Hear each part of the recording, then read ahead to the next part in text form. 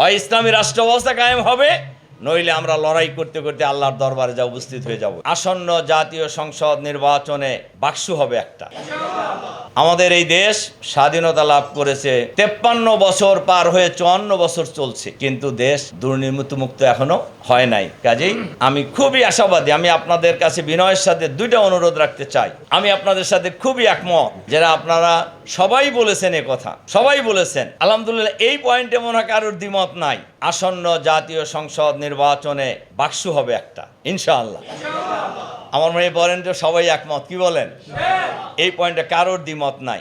জামাত ইসলামীরও দ্বিমত নাই, চরমোনা পীর সাহেবেরও দ্বিমত নাই, আমাদের মামুনুল হক খেলাফত মজলিস 2 গ্রুপ থেকে শুরু করে আমাদের সাথে সবারই কম বেশি কথা হচ্ছে, কেউ দ্বিমত পোষণ করেন নাই।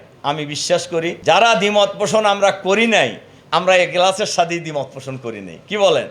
যে বাক্সু হবে একটা।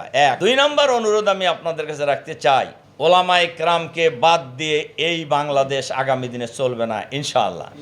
কাজেই গ্রামে গঞ্জে শহরে নগরে বন্দরে প্রতিটি এলাকায় ওলামায়ে কেরাম ন্যাচারাল লিডার। মসজিদের ইমাম একজন নেতা, কাজেই মসজিদের খতিব একজন নেতা, আলেম ওলামা পীর মাশায়েখ মসজিদের ইমাম খতিব, আমরা এখন থেকে একই সুরে কথা বলবো। আমরা সব জায়গায় জনগণের কাছে কথা বলবো কি সুরে? এক সুরে আমরা কথা বলবো যে এবার ওলামায়ে কেরামের ঐক্য হবে। বাংলাদেশের জনগণ যেন কথা আর বলার সুযোগ না পায় যে আলেম ওলামাই একমত নাই, একসাথে হইতে পারতেছে না, কি ইসলামী রাষ্ট্র হবে, এই কথা বলার জন্য কোনো সুযোগ কেউ না পায়।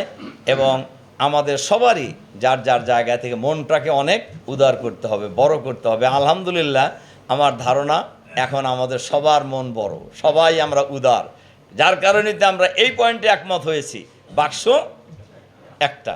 এটা একমত হওয়াটা কিন্তু ছোট না, অনেক বড় বিষয়।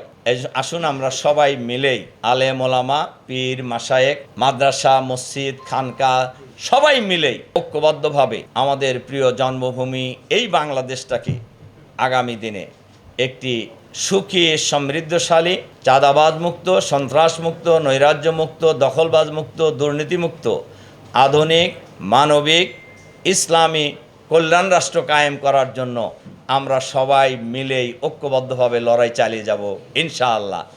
আমাদের এই লড়াই চলতেই থাকবে যতদিন পর্যন্ত এই দেশে ইসলামী রাষ্ট্র ব্যবস্থা কায়েম না হবে।